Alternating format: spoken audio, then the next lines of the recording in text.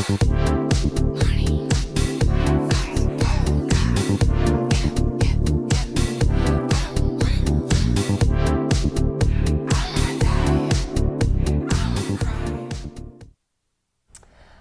everybody, and thank you for tuning in to watch another episode of the Creatives Podcast. I am one of your co-hosts, Simone Campbell. And I am your other co-host, Tevin Brown. And today we have on a very special guest, someone who I absolutely adore. She is the every woman. She's doing everything. She is the publisher of both Albuquerque Pride and Quality magazine and New Mexico Entertainment. She is the esteemed director, creator of the longest running show of Rocky Horror in Albuquerque, maybe New Mexico, I think. And she is the creator of the Bliss Effect. Well, she'll tell us more about it, and we got it. So now introducing TERESA Robinson. Thank you so much for being here. Thank you for having me. Absolutely. This is so odd to usually I'm directing you to do something. Yeah, I know, right? Now I was you're going to ask me questions? Now the tables have turned. Take that. Oh, well. So my favorite thing to ask, especially with people who do all kinds of everything, how did it all start? Where's the origin story, your canon event? My origin story when it comes to just loving entertainment, it's when I was a child, and it was my first play. I was in Hurricane Smith at Garden of Golden Monkey. I loved that play. That's so It was on stage, and I loved being on stage. And then, of course, I was such a hermit as a child. No way. Yes. What? Right? Yeah. I would spend my time, I would go to school and I would come home from school and I would take my gallon of water out of the refrigerator and I sit down in front of the TV and just watch all these shows. It's amazing looking back now, if you hear theme songs, I know them all. Yeah. Commercials, the Nestle white chocolate commercial. I know all of that. I've watched so much TV. And I just remember, when it came to movies, first movie I saw that I really shouldn't have been watching anyway, I was 12 years old, and I watched Less Than Zero, and it was the first time I saw Robert Downey Jr. on screen, and I knew I was all about the movie and the entertainment, because I wasn't thinking to myself, oh my God, he's so cute, like every other. It was real. Yeah, it was during the scene where he was by the pool and he looked awful, he was, and so I knew it was the acting that I was looking at, and I looked at that 12 years old, I was like, that guy is going to be big. And from that moment on, I followed his career, and I love forms of entertainment that just invoke emotion, and I just learning and talking to people that do that is kind of how that all started for me. So I really thought I was going to be in theater. In fact, when I graduated high school, I went on tour with a group called the Young Americans, did a Southern tour, came back because I promised my mom I'd go to college. You're like, she let me go on this trip if I went to college, and I came back, and my plan was to major in theater. And then I discovered that I cannot handle big colleges. They would put me in these rooms, these art history, in big stadium rooms where the seats sat and they turn the air on, and every time I would wake up and I didn't take any notes of it. Once they put that on, I was like, you're out. Yeah, I was out. And I was determined. I remember one day that I was like, I'm going to come in, I'm going to write. I was ready. I pulled out my pad. I was like, I'm going to stay awake. I'm going to stay awake. Yeah. I woke up again, and I was like, you know what? I don't know if this particular way of doing it is for me. I'm getting an inkling that maybe it's not for me. Exactly. So kind of stepped away from that, ended up falling in love with, of all things, graphic design.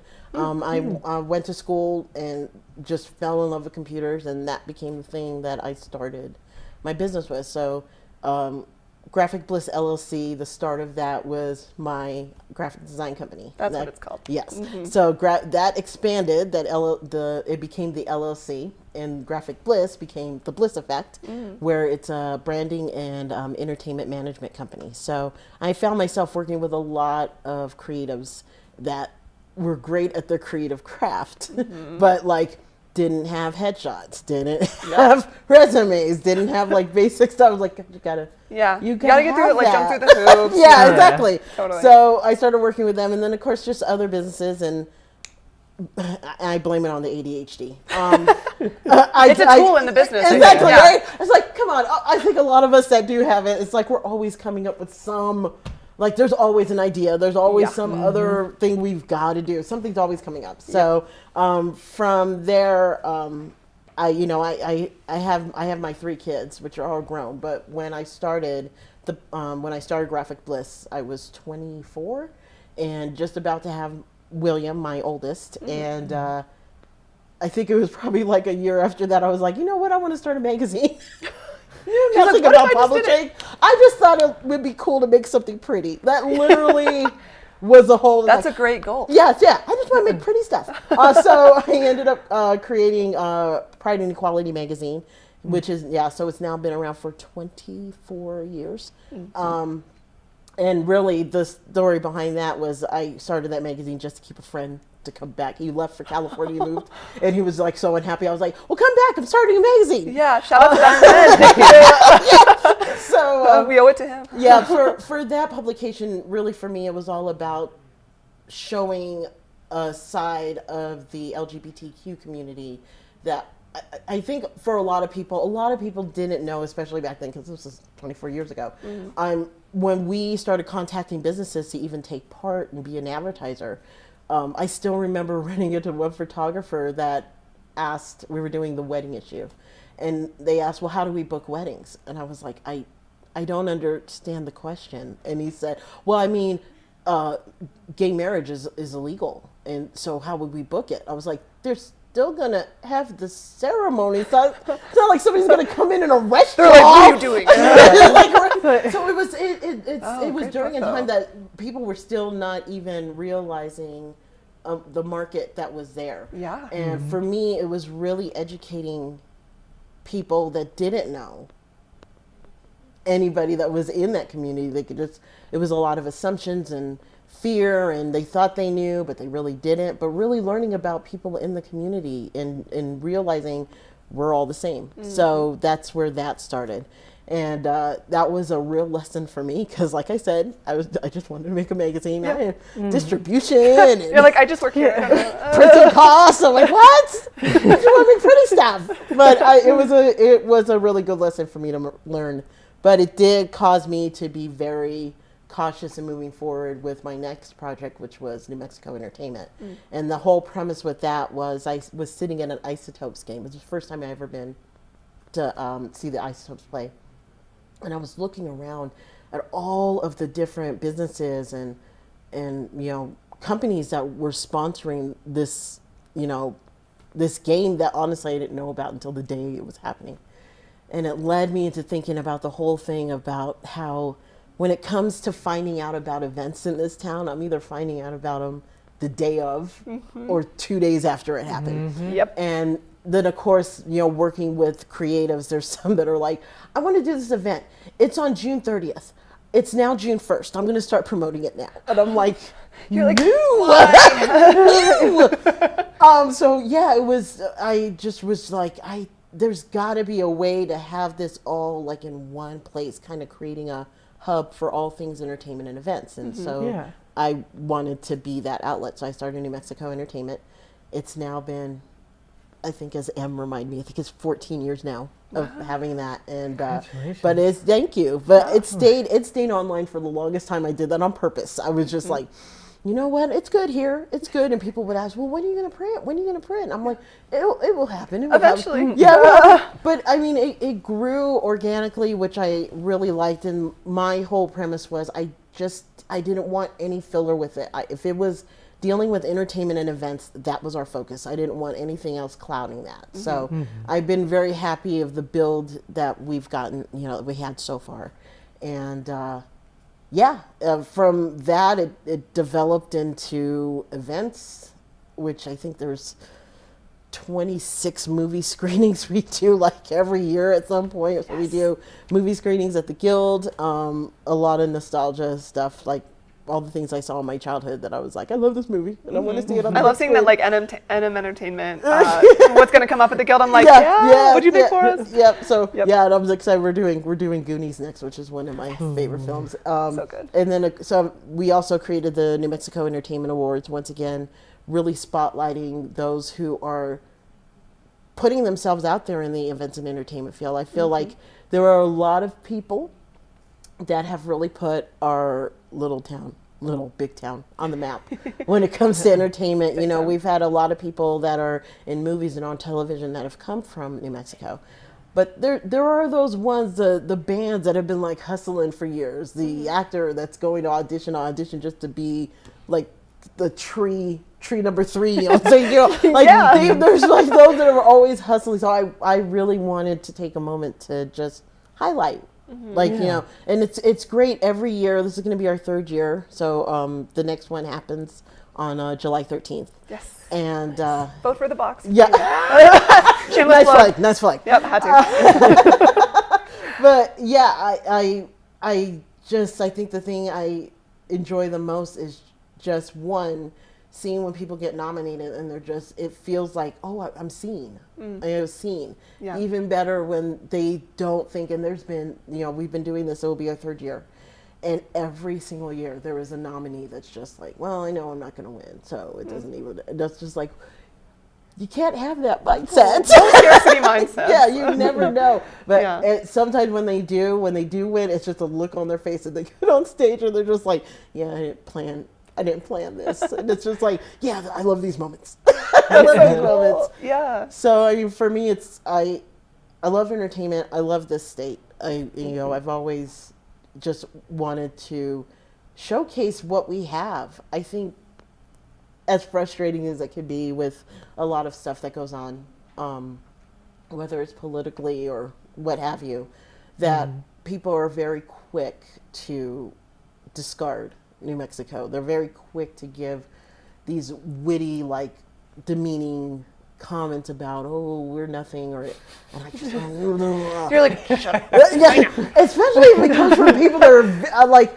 if they're busy for a moment, they're just like, I don't know. And they're like, you know what? Look, you can leave. Yeah, like, you a visitor. You know, it's like how I feel like New Yorkers must be when it comes. It's like it's a whole territorial thing. Yeah. And I'm just like, there is just so much here. Every time I hear somebody say, there's just nothing to do here.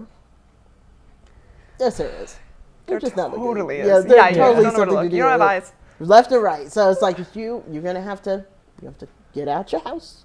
It's time. It's time now. You gotta get out your house and see what's out there. And there's a lot. There's a lot out there. Totally. 100%. Oh, snap.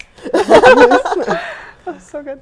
Oh my goodness. I love your story so much. And just like all of that and like just how much you truly envelop. Like that, like even I don't know why it didn't click in my head, the Entertainment Awards, because I was, for a short time, I was the production coordinator over at Musical Theater Southwest. And I remember like reading and like kind of like getting into it, and I didn't connect the dots until you said it, and I was like, wait. Yeah, that's me. Yes.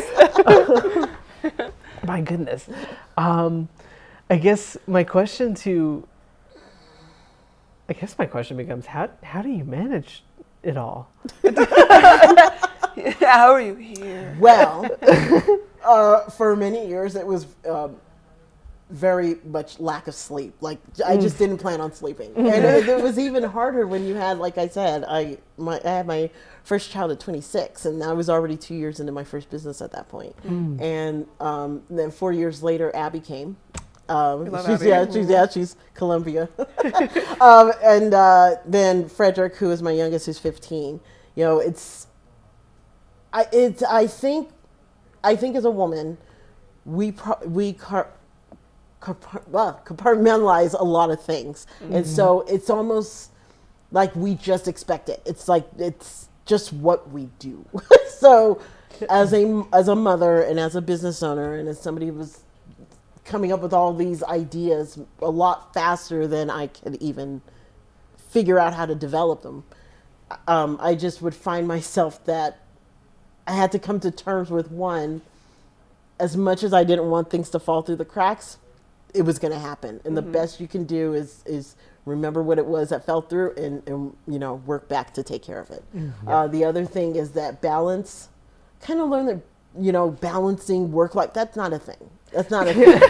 That's not it a all thing. blurs together. Yeah, exactly. It's just that chaos, it kind of balances in a sense all itself, but this whole notion that you can have that balance, you can't. So I found myself that when my business was doing well, my home life was like in chaos. When my home life was doing well, the business became in chaos. So it really became that and it was younger. I was much younger when I started. I'm 49 now. So now looking at yeah.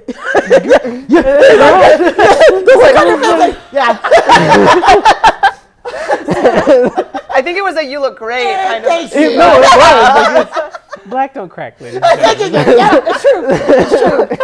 But as I got older and went through the process of figuring out what was working and what works and what doesn't, I had to learn a lot of things. I had to learn that saying no was not a bad thing. And when I initially started, I was saying yes to just about everything, which was probably one of the reasons I was not sleeping. So saying no became a very important thing. I had to really think about what to prioritize. And of course, I always tried to, my kids were always that first priority. But I have to tell you, there were times like they've seen the inside of clubs that you're not even supposed to get into at the age of 21 because they were little kids, and I would have to have meetings with like bar owners and be like, "What, kid, you're just gonna come along with me?" I was anything to make it work that I could still be mom and do what it is that I had to do. But over the years, it came down to really figuring out how to block out time and be focused on whatever it is you're doing in that time. That's what it came to. But I mean, initially it's all trial and error. Like absolute trial. I was like, there was times that I would have people calling me and being like, are you still coming today to, I'm gonna be there. I'm leaving right now.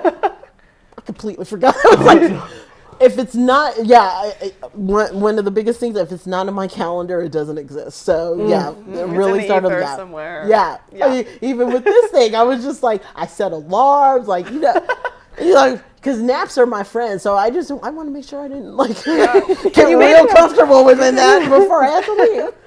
You made it. Yeah.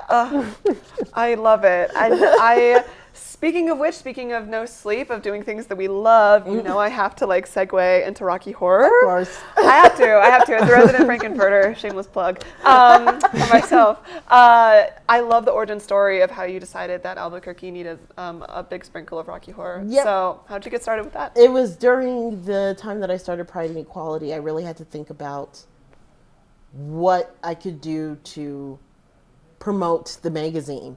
And funny enough, I never saw the Rocky Horror Picture Show in a theater.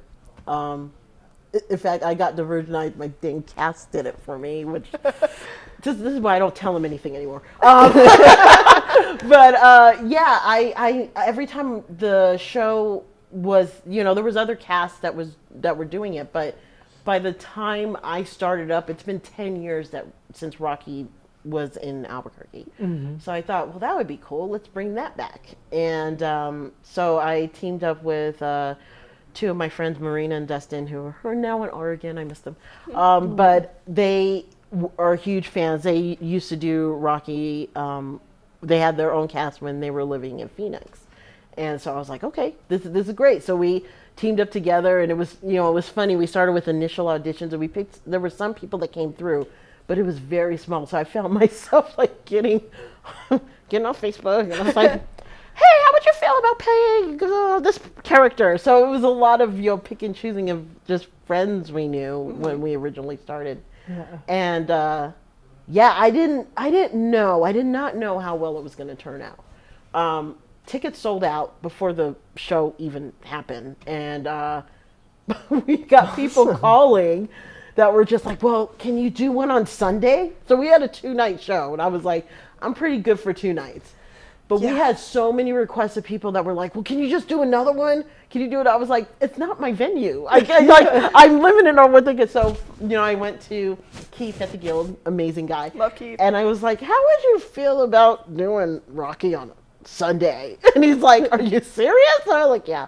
That sold out too. So the first year we did it, we had 3 sold out shows, and it's been that way ever since. It's such a beloved show. I didn't even realize how beloved. We're almost sold out now for the Halloween show. Yeah, one of our shows has already sold out. VIP has been So ooh, yeah. And I haven't even been pushing. That's the beauty of it. Like, Yeah. that sells itself. And I think one of the things I just love about that show is it's like, everybody's heard the term is safe space, but of all places that you can go for a production that you can be whoever you want to be, like your inhibitions are completely lowered and you're not going to be judged. It's this show.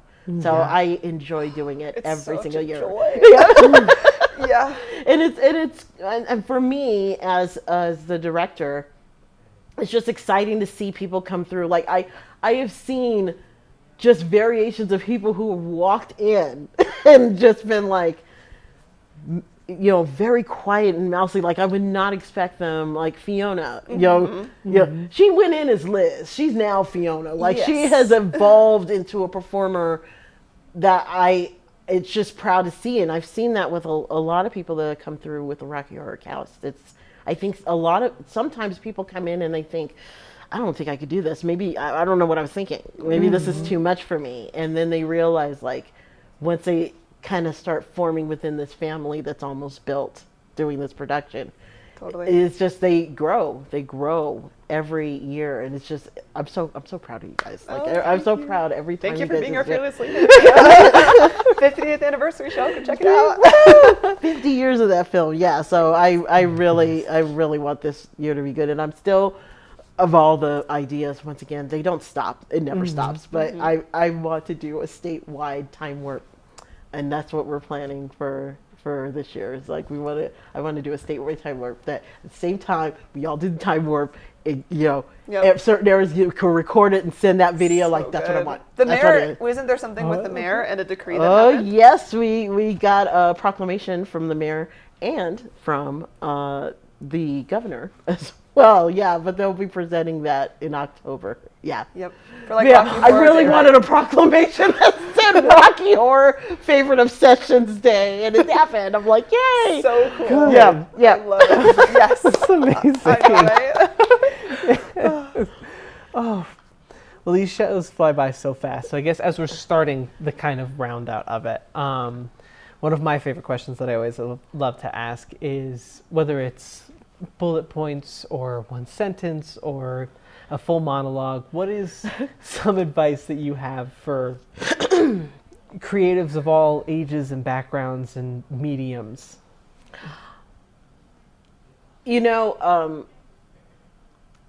As a person, I think I've spent most of my time behind the scenes so long. I mean, it's funny when I get people that are just like, oh my gosh, the Rocky Horror Show. Have you ever seen that? Not knowing that it's my show. I've brought so many things into the community that doing stuff like this is kind of weird for me because I'm like, oh no, I usually send other people to do it. If there's one thing I seem to learn from the creatives that I've spoken to and I've gotten to work with, I would say, one, you need to be prepared to enter the realm confident in what you can do and open to learning. You can't walk in thinking you know everything, and that once you do learn one thing, that you know it all. Always keep, absorbing more and more information. It only helps you grow. I love that. And this might be silly enough, but don't be a dick. I don't know if I can say that. Yeah, you can say that. I feel like in the sense of people, being confident in themselves, which by all means do so.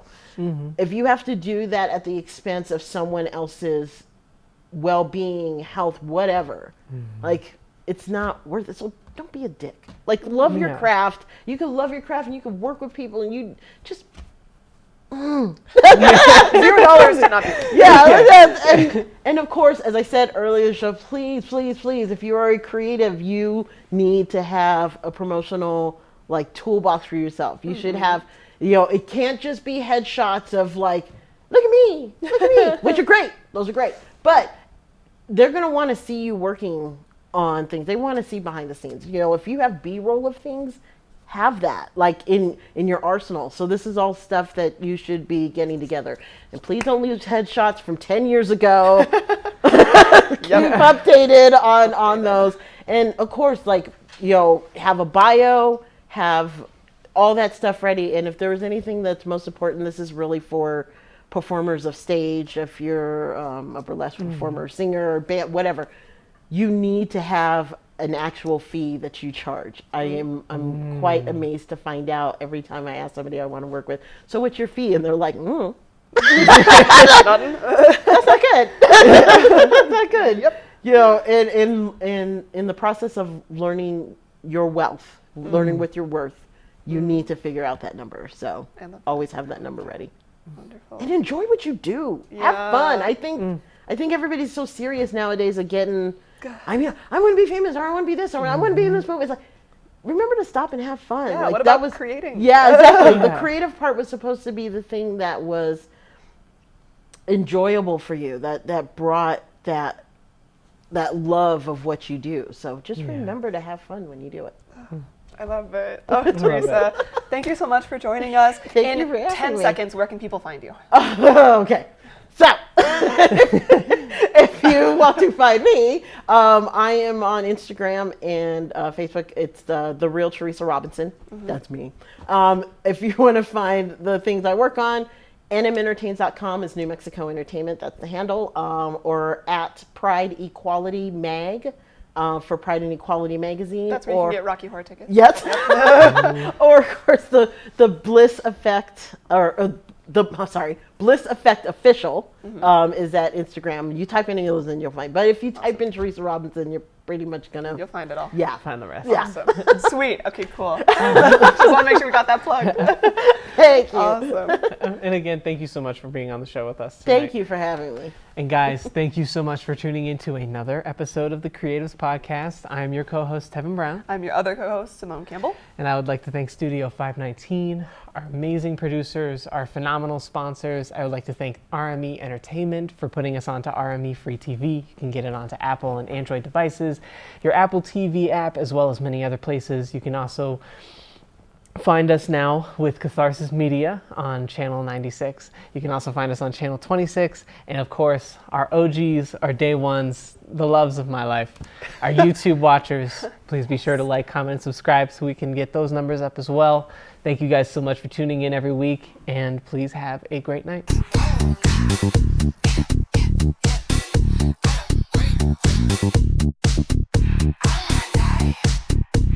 wanna cry. I wanna hide. I wanna